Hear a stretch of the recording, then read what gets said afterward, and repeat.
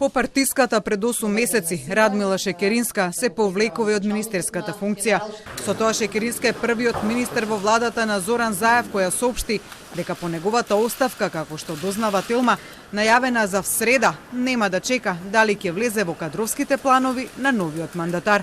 Одлуката да не биде дел од новата влада, Шекеринска објасни дека е поради продолжување на дел од политиките, поради кои таа во април се повлече од заменик председателското место во СДСМ. И мислам, може би сум субјективна, дека дел од тие политики придонесоа за поразот кој што го доживеавме на локалните избори. За жал, мојот впечаток е дека од тие лекции не научивме и дека некои од пораките на јавноста не ги чувме или не ги разбравме. И затоа мислам дека единственото принципиелно или единственото честно поведение, единствената принципиелна и честна одлука би била да кажам дека нема да учествувам во следната влада. Одлуката, како што рече таа, ја донела врз основа на следење на личните принципи и честното работење. Тоа беше резултат на тоа што работевме и принципиелно, и честно, и трудолюбиво и одговорно. Треба на таков начин да се работи и тогаш резултатите доаѓаат. Меѓутоа, ако не сме принципиелни кон себе, не можеме да бидеме принципиелни и честни ни кон граѓаните.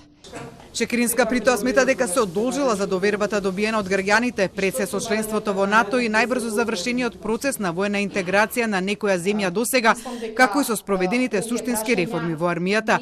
Сепак за тоа што ќе остане неисполнето како министер за одбрана, таа дипломатски денеска одговори дека во армијата, како и во државата, работата никогаш не завршува. Но она за што со сигурност може да се каже дека Шекеринска ќе жали што не се реализираше во незиниот мандат како министер е носењето на законот за служба во армијата, кој веќе една година е заглавен во собранието, како и пополнување на упразнетото место на војниот представник на земјава во НАТО, кој 2 години по полноправното членство останува празно, за кој шефот на државата се уште не носи одлука, а за кој Шекеринска уште пред еден месец рече дека се исполнети сите услови да биде пополнето.